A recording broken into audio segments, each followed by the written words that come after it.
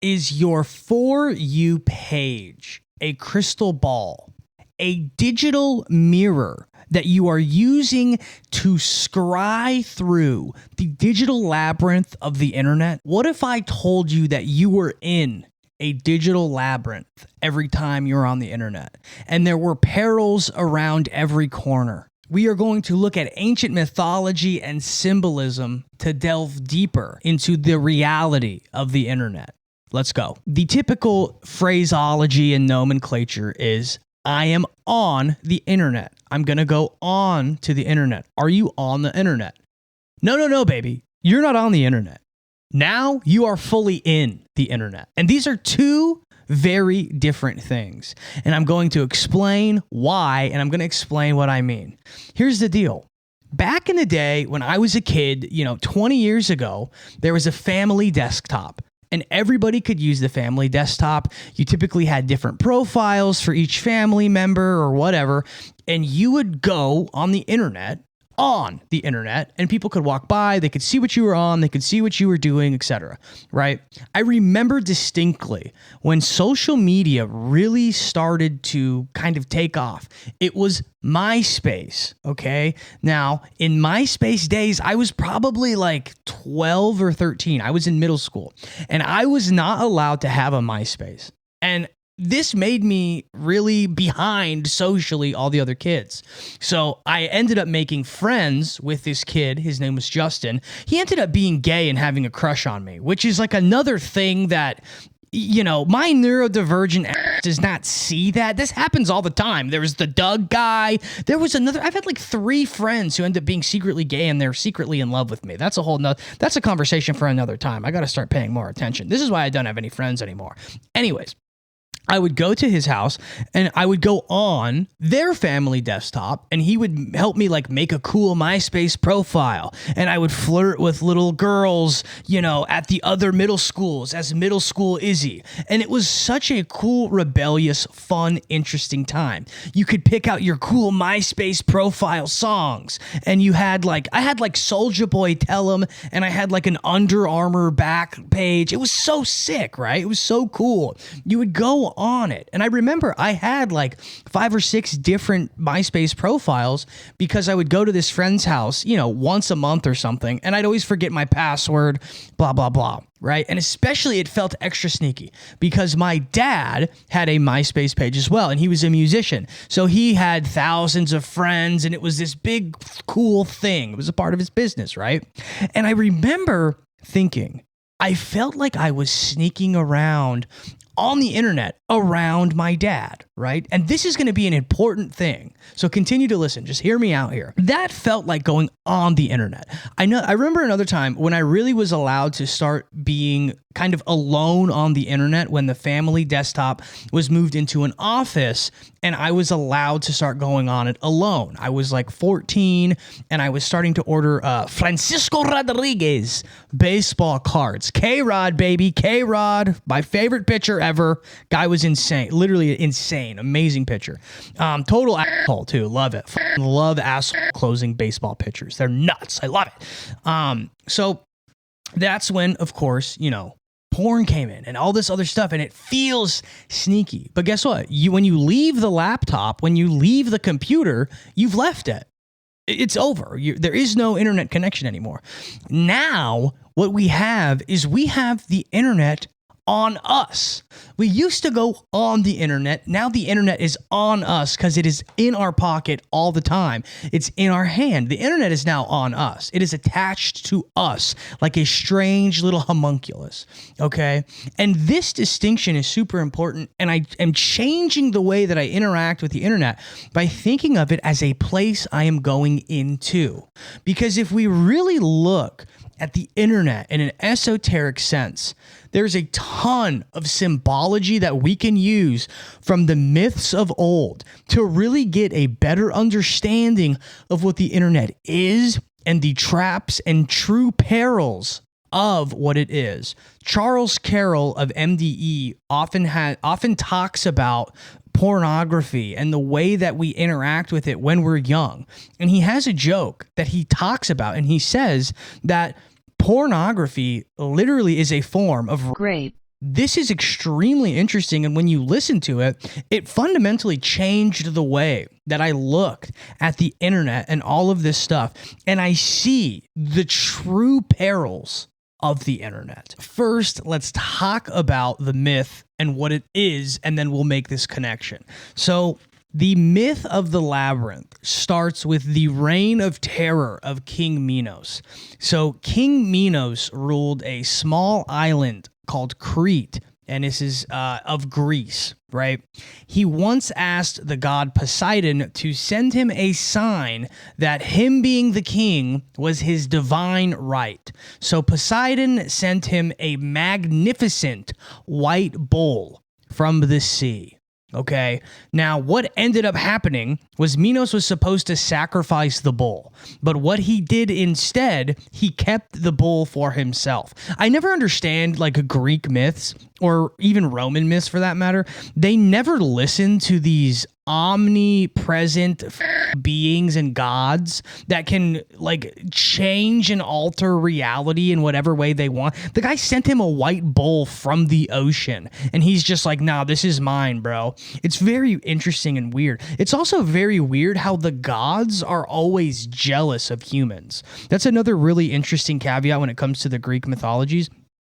And it really does tie in to the ideas of the Nephilim and how the Nephilims, you know, become demons when they die and how demon spirits then try to inhabit humans. It really does tie in with a lot of biblical lore and Western esoteric thought regarding that. But I don't know, just a really interesting caveat and something that I picked up on and I feel like I have to tell you. Anyways, so Minos was supposed to sacrifice the bull, but what ends up happening is Poseidon curses Minos' wife to fall in love with the bull. So Minos becomes a cuck to the bull, okay? So after this, with the curse, the inventor, Theseus, is then instructed to construct a hollow wooden cow so that the lady can climb inside of it and become impregnated by the white bull. So what ends up happening is she then gets pregnant from the ocean bull, and then she gives birth to the Minotaur. Now, with this creation of the Minotaur, this savage and unnatural beast is f***ing insane, and it starts killing everybody. It starts ripping people's heads off.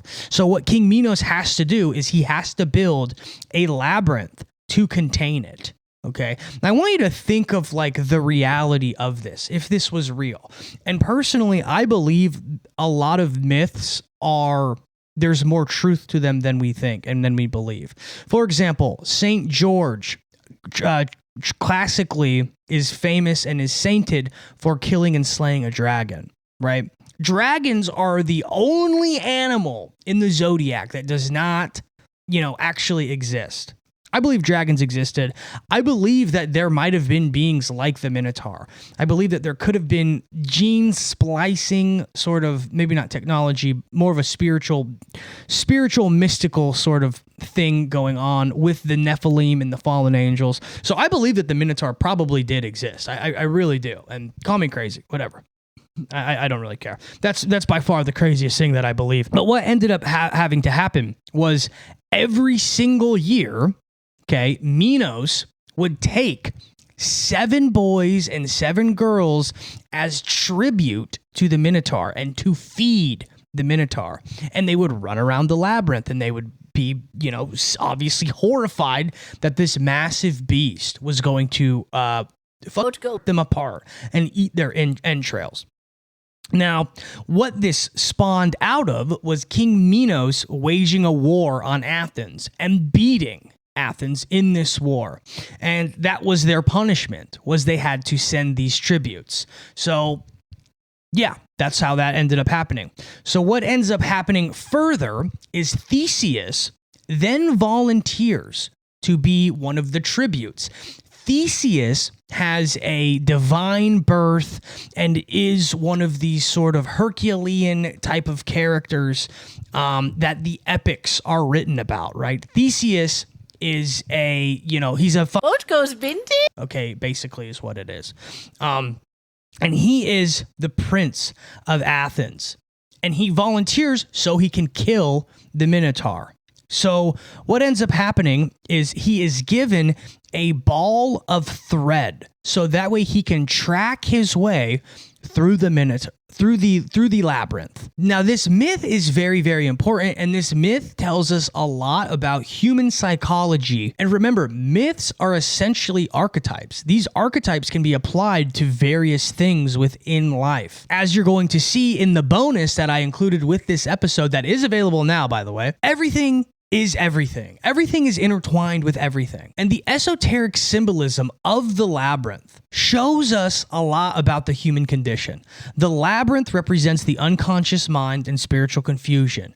The Minotaur represents the shadow self, our inner monster, our carnal desires.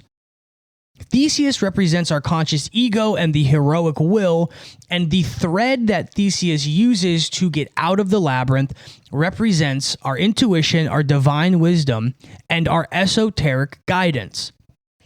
Essentially, the thread will help guide you out of the labyrinth. So if you ever need help getting out of your own unconscious mind, you need to use intuition and divine wisdom to get out of it. Right? But in order to do this, you have to be willing to face your shadow self and face your inner monster. Now, how does this apply to the internet? The internet is its own labyrinth. It is almost this external unconscious mind. You are dealing with the hive mind of humanity, and you're having to navigate through the consciousness of the planet.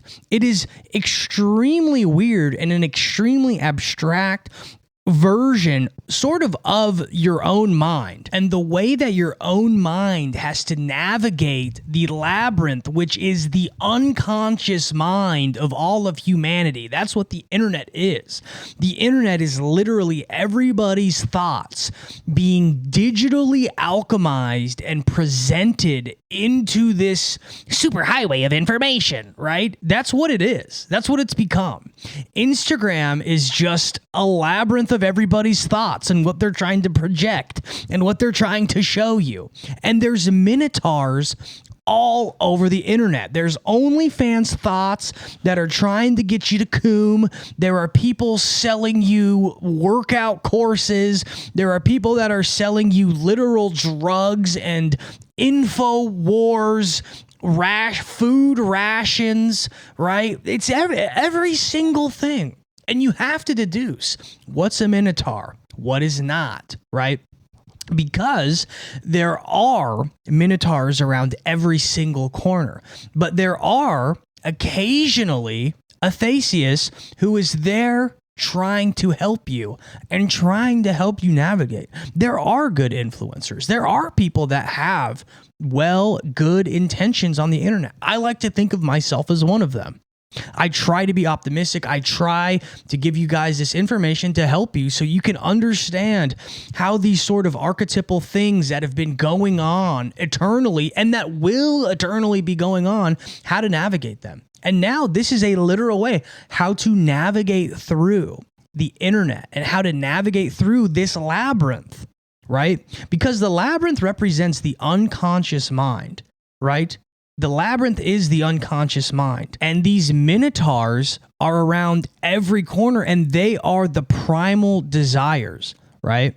And the other thing about this myth is there were people that were on the island of Crete that worshipped the Minotaur. One, it's super interesting because if we refer back to the Project Oracle video I did talking about the different ages and the different aeons, literally during the age of Taurus, all of the gods were like bull gods. That's how we still have people in India who worship the cows. That's what it is. That's what Moloch was. Moloch was and is a bull-headed. It is a bull-headed god, right? And that's what the Minotaur is. It represents the carnal desires. Okay, it's like the perfect example of an OnlyFans girl. It's literally an OnlyFans girl, and how the people who subscribe to the OnlyFans girl worship the OnlyFans girl financially. That's what that is. That is a form of idolization. But here's the thing. People just think like, oh, it's a capitalistic transaction. I'm watching her and I give her money, and that is a form of worship. You are financially giving. Money is the lifeblood of your time. Money represents it is time alchemized into something you can give. You are giving somebody your time when you give them your money. Okay, that's a whole nother conversation. But these individuals who worship the Minotaur, we see that all the time. When we see these sort of people on the internet, like I've been seeing a ton of this recently. And it's these like, I'm calling it conspiracy pop slop now. It's these people who will upload these videos and it's them like looking at like a picture of Travis Scott going, wow, isn't this demonic? Isn't this bad? And they're not explaining anything else. There's nothing more to it. Travis Scott is super, super viral right now. The Astro World thing and everything going on with that is a hot topic right now. And these digital minotaurs cling on to that. And they go, oh, everybody else, all the other minotaurs, look at the golden calf up there. I got to give my alms to the golden calf, right? So we see Travis Scott, and Travis Scott is trending. All of these little minotaur worshipers come out and they make their TikTok on the golden calf now too. That is minotaur worship. That's what that is. And here's the deal. It's not minotaur worship if you have the thread. If you have that thread that gets Theseus out of the labyrinth, which is critical thinking, okay? It is divine intuition and guidance, then you're able to get out of the labyrinth, right? You can see this and go, weird. This guy's just saying, wow, this is demonic. He's not saying what kind of demonic it is. He's not citing any sources in his video. He doesn't have any screenshots of anything that kind of gives me some context of where he's getting this information, right? This person is just saying things. And he's just saying things based off of his own ignorance and his own lack of knowledge. That is Minotaur worship. That's what that is. It is an idolization. Okay? And when we see the internet as this place, this labyrinth that we are in, and instead of there being one big bad Minotaur that has his head they're everywhere, dude. They're everywhere. And the Minotaurs, you could almost look at them as like the big bads, right? They're like the big bads. It would be George Janko. It would be the Chapel Roan. It would be, and not really Chapel Roan because she's more mainstream, whatever, right? But it's these sort of bigger internet people like Hassan Piker, H3H3, right? And I'm just using them as examples. I'm not saying they're bad people. I'm not trying to besmirch them. I don't know them. It's not what I'm doing. I'm using them as examples, right?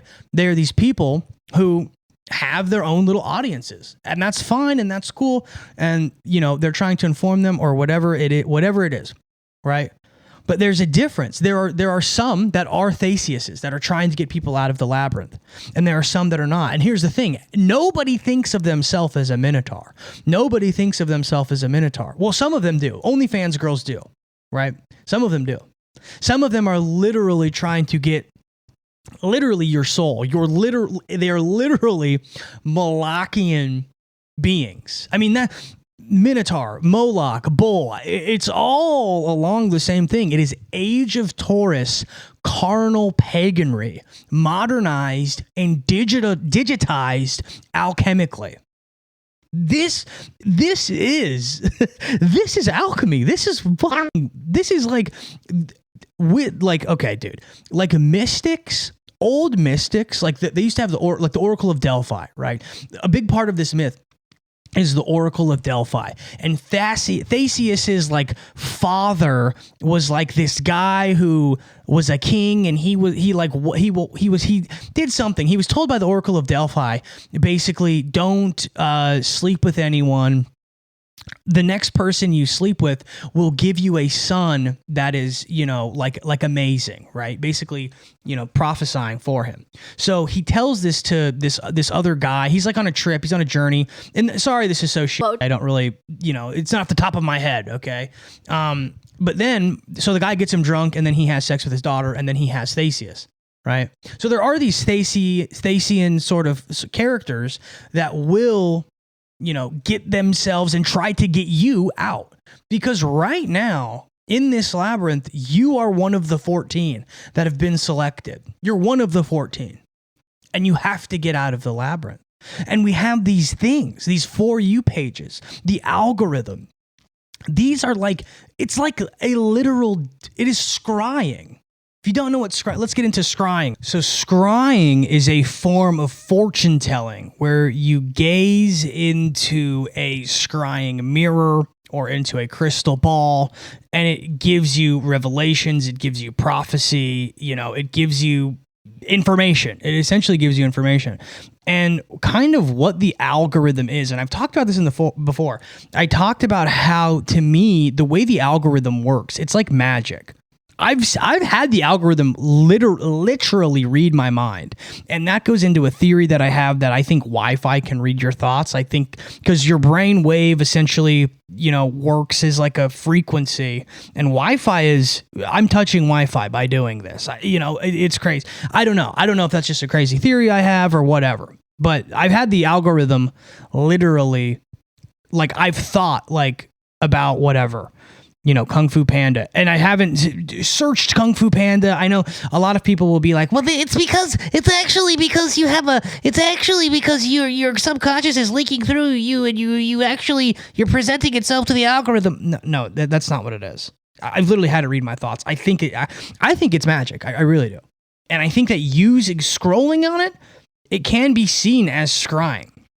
It puts you in a trance-like state, right? And it's giving you things you like. It's like its own little personal prophecy. I don't know, dude. And here's the crazy thing too. I love watching these TikTokers, and they're like the chosen ones. You've probably seen them. They go like, man, chosen one, you really got them this time. And it's kind of like it's like a positive affirmation kind of thing. But I've had there's this one guy in particular, I watch him a lot, and it kind of helps me with like my self-confidence. It kind of helps. Sometimes it's like, you know what? I am kind of the man, right? And there's this one, and I started thinking like, these are getting a little too on the nose, because I do understand that like, there are people who can fortune tell and it's a grift, right? Like you can kind of like the way that astrology can work, which we're going to get into in the second half of this. This is going to be, I talk a lot about astrotheology in the bonus. But astrology kind of works in this way where some of it's vague enough that it could kind of work for anyone, right? But a lot of sort of astrology and this kind of thinking, this sort of divination thinking, is you kind of manifest your own sort of reality when you believe it, right? So it's like, it can be like, you're going to have a good day today and it's going to be involving money, right? And you kind of think in this way that aligns with that, if that is something that you believe in. But I was watching this guy, and he was kind of doing that. He was kind of like, man, you're the man. You have a lot of money coming in, abundance, all of this stuff. And I'm kind of using it as this visualization technique. I'm not manifesting. I'm not doing a manifesting thing. I do visualization things where I'll visualize myself, like, for example, performing on stage to a lot of people, right? I really want to do this thing where I do like a Izzy's World lecture, and people can come in and we can just go crazy esoterically, right? I do visualization, but it's not manifesting. I'm not doing magic. I'm not doing that, right? But one time I was watching this guy, and he literally, I swear to God, said my name. He said Izzy. And he was like, yeah, what Izzy's doing. And I was like, what? And then at the end of the video, he talked about, he inferred that he was talking about the country of Brazil when he was doing this thing referring to Izzy. And so I get it, but it's still, I don't believe in coincidences. And that is too weird. That is too weird. And the synchronicities, like that kind of a synchronicity is too much for me. Receiving the right message at the right time in that way is too synchronistic for me.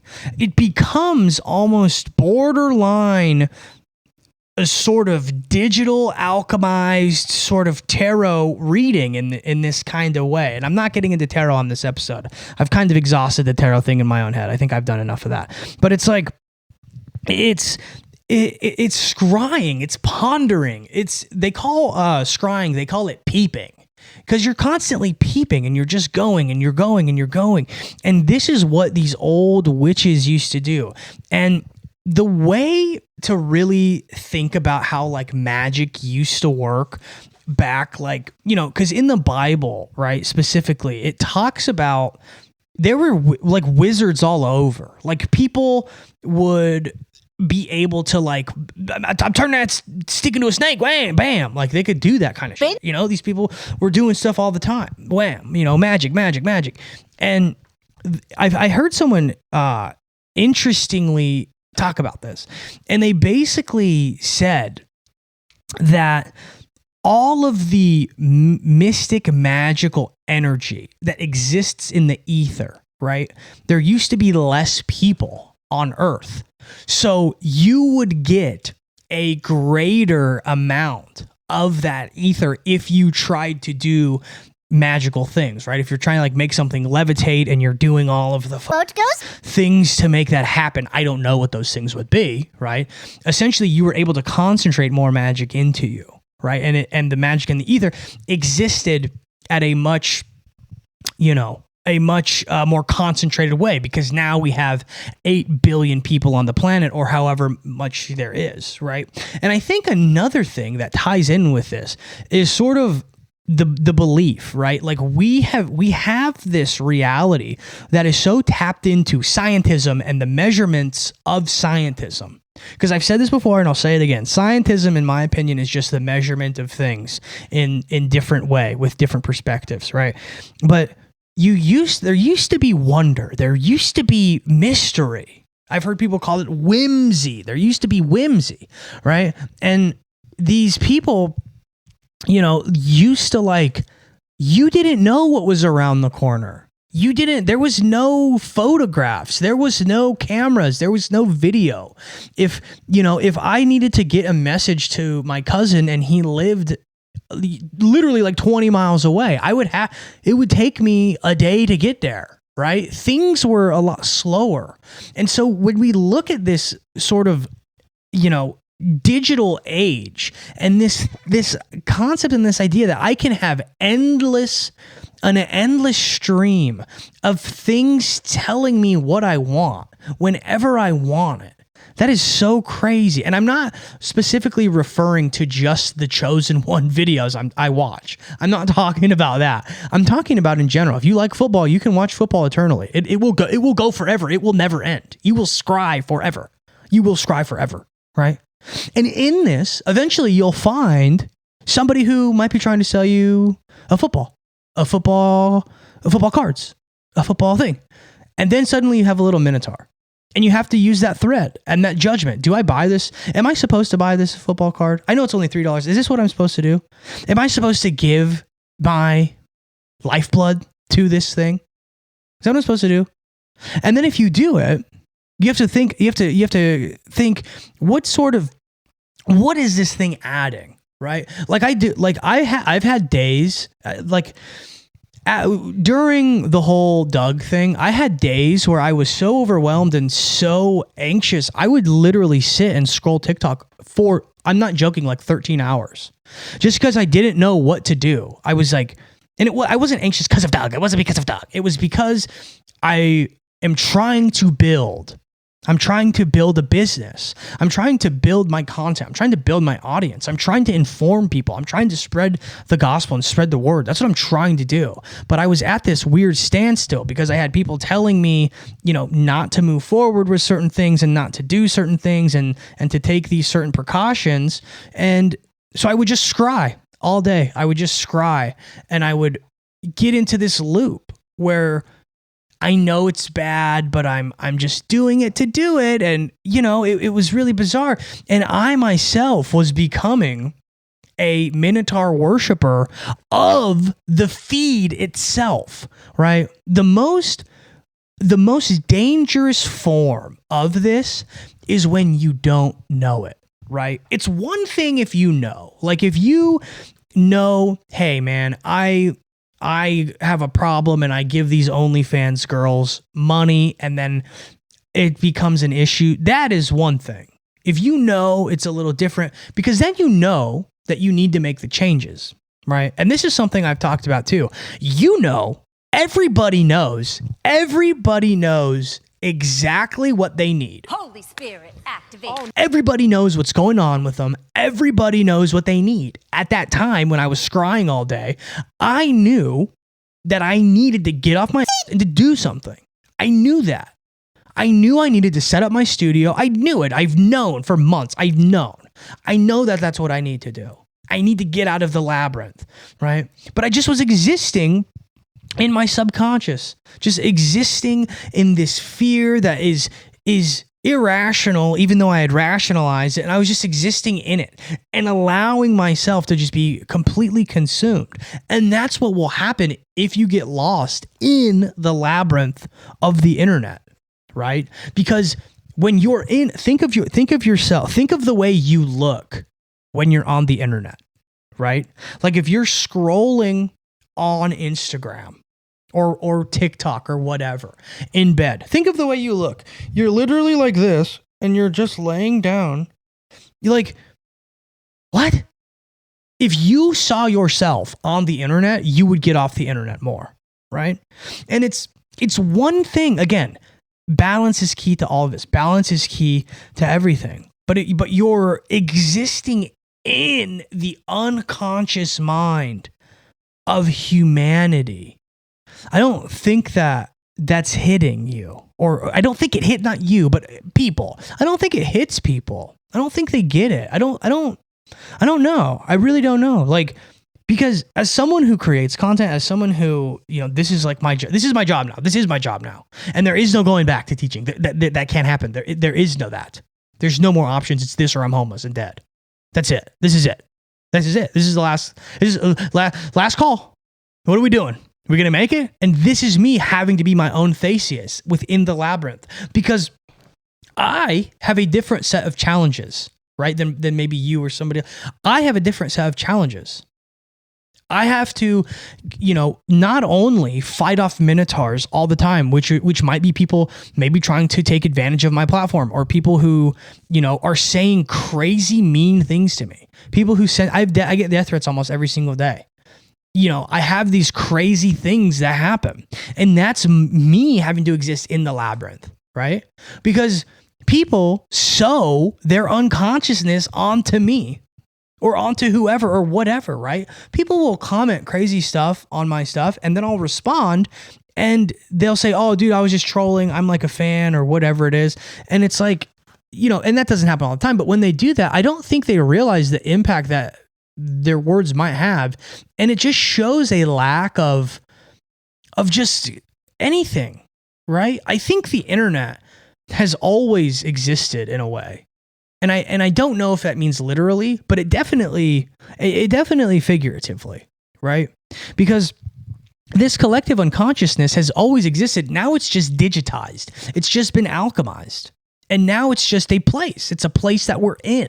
I am in it right now. I'm in it with you right now, right? We literally, this screen is like the wall between us. Right? The ether has become filled with these digital portals. Your phone it's exactly what I'm saying. It's a digital scrying mirror, but it's also, when you look at your phone and you're watching a video in Japan is not 2,000 miles away. It is in your hand. It is right there, right? It's right there. It's like a portal. It's I don't know, dude. The weight of that to me is heavy. I think the weight of that is heavy, and the burden of that is extremely heavy. The burden of that is it's almost inconceivable when you actually really take the time to think about it. And I think that not a lot of people take the time to think about that, or to think about anything really. And this is another thing that I've been seeing a lot in the labyrinth of the internet, is this sort of reaction to things in this very not even cautious, but nihilistic way. And that's something I'm going to get into on the Patreon. But let's continue on this. Let's continue down this thread. Now, the important thing is using that thread when you're in the labyrinth. Being inside the labyrinth and the way the labyrinth works now, you can't just use the thread to get out of the labyrinth, because the labyrinth, as the internet, is essential for life now. You have to be on the internet. You have to have a LinkedIn to get a job. You have to have an Instagram to get a girlfriend. You might have to use a Bumble. I don't know how dating apps work anymore. I don't know. You have to have these things. It has become a vital, necessary part of reality, right? So now you have to exist within the labyrinth. And those Minotaurs are always going to be there. It's not just about escaping, as simple as it used to be. Now you have to be in it, but you have to use that thread differently. And you have to use the scrying that you do with your algorithm to alchemize your algorithm into helping you. Everything, the passive scrolling needs to turn into an active reflection. You want the scrying and the peeping, as they call scrying, you want that to be an actual mirror and an actual reflection, not only of reality, but what you want reality to be, right? I was talking earlier about the difference between manifestation and visualization, right? When you are trying to use it to visualize a better life for yourself or whatever it is, you're learning about bodybuilding and how to be healthier and all this other stuff. That's very different than going, look at this. Oh my God, it's Travis Scott and they say he's a demon. And I think that this is a demon. This is him. He's a demon right now. He's him. Because I literally saw, somebody sent me a video today, and it was Travis Scott sitting with Michelle Lemmy, right? And he's like looking up you've probably seen the picture, right? And this guy's going, look at this bed. This bed is actually an altar because the bed is made of stone. First of all, Rick Owens is a designer and an artist. Michelle Lemmy's wife, or Michelle Lemmy's husband, right? You think they're going to have a normal ass bed, first and foremost? And second of all, as somebody who has done probably 100 hours of research on Michelle Lemmy and has done long theories on her, breaking down not only her and her time in the fashion world, her beliefs. I have 2 hour and a half long breakdowns of her and of Rick Owens and of Marina Abramovich, her friends, right? And to see a guy go, look at this. This right here is really demonic right here. See how he do that? See how he look and how he is black and he's hanging out with somebody different than him? That's demons. That's a Minotaur. That's not even a Minotaur. I don't even know what that is. That's a Minotaur with Down syndrome, right? It's just so, like, what the fuck, dude? I mean, seriously. That is being in the labyrinth. But you know what I have to do? I have to go, hey, this person who sent me this, okay, I have to tell this person, hey, dude, you're in the right? So you have to change it. You have to change it because the Minotaurs are not going to go away. And some of the Minotaurs are literal, like what I would call almost mythological-esque figures that are untouchable. An example of this, I don't even want to say his name. An example of this is he's untouchable. You can't touch the guy. You can't touch him, dude. You can't touch him. He's always going to be in the labyrinth. He's always going to be there. He's always going to be ready to pounce, right? So what you do is you watch and you learn and you go like, oh, dude, yeah. Maybe I do some things like maybe I am kind of an idiot. Maybe I do some things that are worthy of criticism or whatever, right? Just in general. I'm using that as an example, okay? But your feed should become a mirror for yourself and for improvement or whatever it is that you're actually trying to do, right?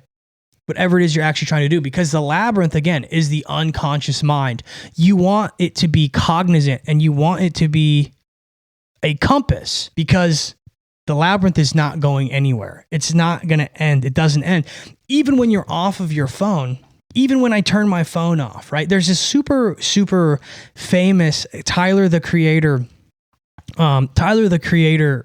tweet. And he says, like, how does cyberbullying exist, bro? Just turn off your phone. And it's like, that's kind of dead. That doesn't really work anymore.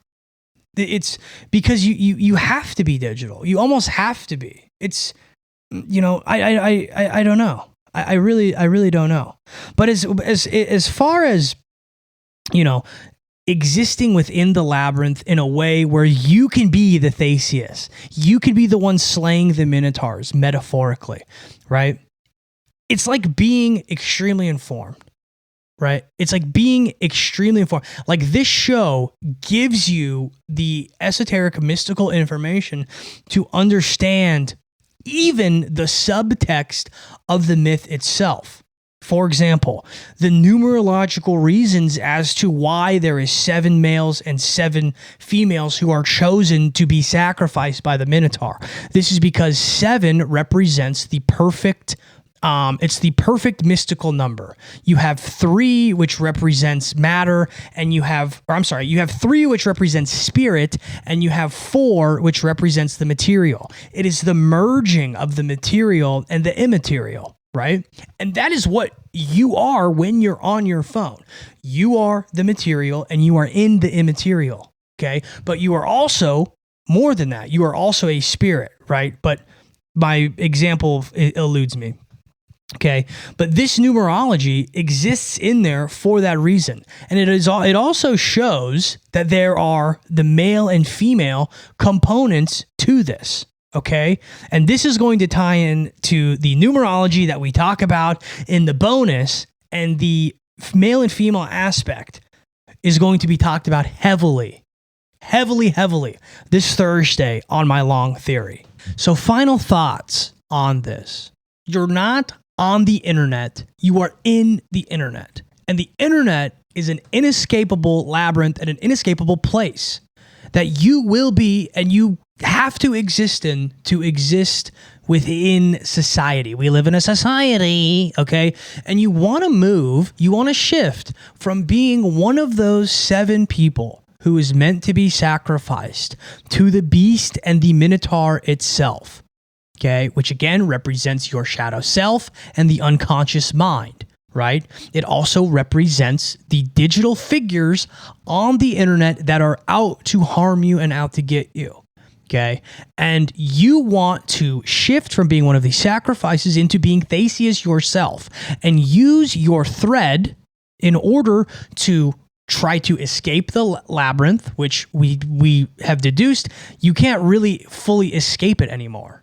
But what you can do is you can use the scrying techniques of being consciously aware and actively, not passively, using the algorithm to further better yourself, better your life, learn things, right? And you don't want to fall into the common traps of the labyrinth, right? There are dead ends within the labyrinth. But what you want to do is if you come to one of these dead ends where you see someone who has decided to worship the Minotaur itself, and to worship the idiocracy, and to worship the lack of critical thinking, and to go, hey, look at it. Look at it. It's the way it is. It's that way because of the way it is.